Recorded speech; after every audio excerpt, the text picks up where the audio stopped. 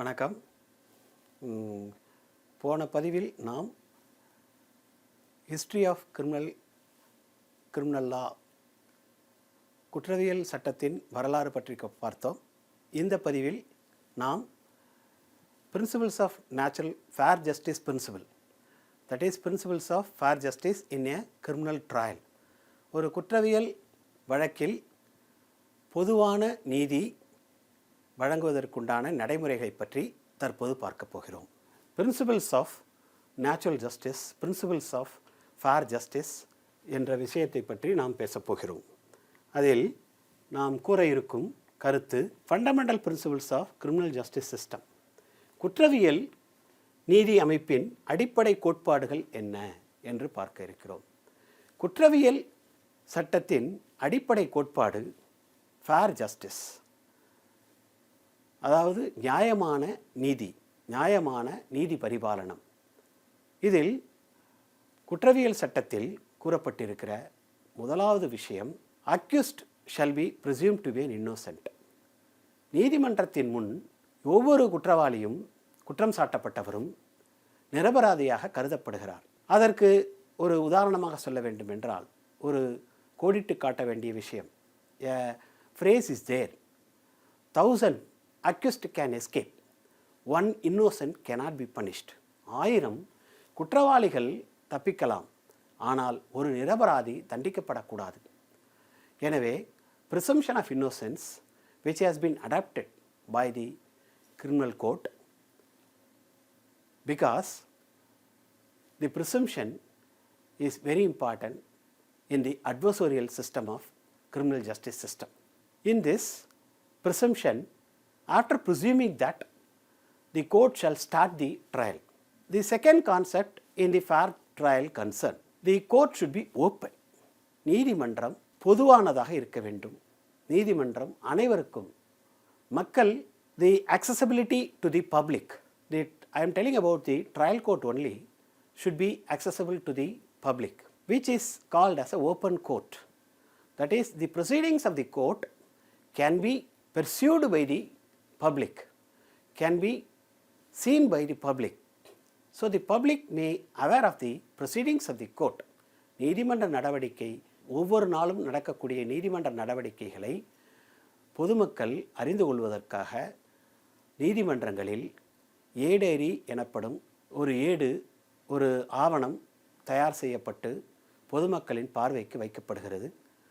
So the ஏடேரி is maintained by the trial court.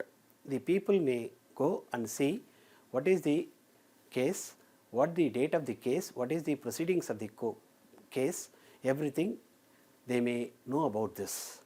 So the court is open.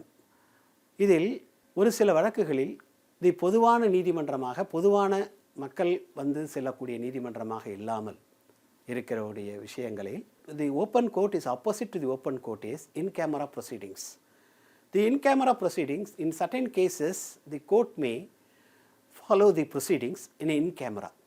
That means the in camera proceedings is a private proceedings. That is, the judge can hear the proceedings in the chamber of the judge in a private room. That is called in camera proceedings. எந்தெந்த வழக்குகளில் அது கடைபிடிக்கப்படுகிறது? The in camera proceedings can be followed in certain cases. உதாரணமாக matrimonial cases, உதாரணமாக rape accused, the rape victim. The rape victim can be examined in camera for their personal privacy, to protect their privacy. And the other cases like guardianship cases, in certain cases it can be heard in camera. So நீதிமன்றத்தில் open court என்பது ஒரு முக்கியமான அம்சமாக குற்றவியல் நடைமுறை சட்டத்தில் உள்ளது. குற்றவியல் நடைமுறை கடைபிடிக்க வேண்டிய ஒரு விஷயமாக இருக்கிறது. மூன்றாவதாக, in the presence of the accused, trial to be conducted. நீதிமன்றத்தின் நடவடிக்கைகள், அனைத்து நடவடிக்கைகளும், குற்றவியல் நீதிமன்றத்தின் அனைத்து நடவடிக்கைகளும் குற்றம் சுமத்தப்பட்டவர் முன்னிலையில் நடைபெற வேண்டும் மற்றும் சாட்சிகள் விசாரிக்கப்படுவது, the examination of witnesses should be conducted in the presence of the accused. So the examination of witnesses should be conducted in the presence of the accused is to be required in a fair trial proceedings, in the fair trial procedure. அது எதற்காக என்றால், ஏற்கனவே நீதிமன்றம் குற்றம் சுமத்தப்பட்டவரை நிரபராதி என்று அனுமானித்து விட்டது. எனவே அந்த நிரபராதி என்று அனுமானிக்கப்பட்டதில் அவர் நீதிமன்ற நடவடிக்கைகளை அவருக்கு தெரியாமல் நடத்தப்பட்டிருந்தால், if he will be convicted, then he might have known that without knowing the case how the court may go against the presumption of innocent.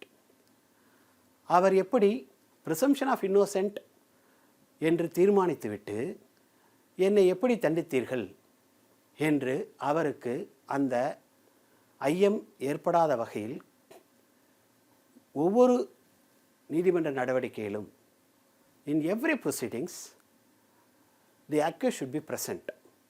The evidence should be taken in the presence of the accused. Then only the accused might have known that everything is conducted in my presence.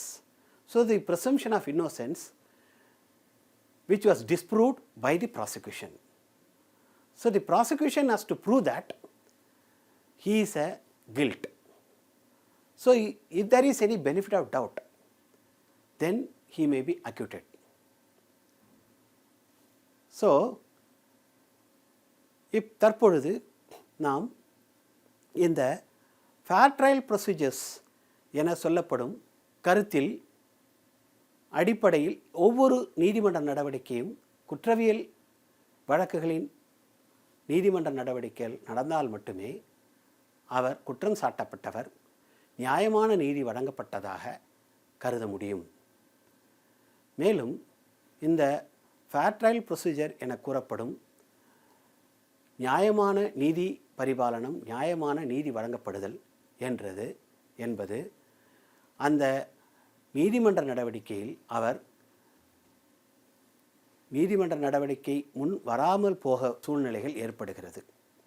அவ்வாறு நீதிமன்ற நடவடிக்கையில் வர முடியாத சூழ்நிலையில் அவருக்கு வர முடியாத சூழ்நிலையை கூறி ஒரு மனு தாக்கல் செய்யலாம். A petition can be filed for his absence. In one hearing, he is unable to come before the court, he can file a petition. If he is unable to come before the court, appear before the court, he can file another type of petition, that is dispense with appearance of the petition. If he is unable to come for one hearing, condone the non-appearance, he can file the petition. But he cannot avail such a condonation or the dispense with appearance in the case of questioning or in the case of judgment delivering.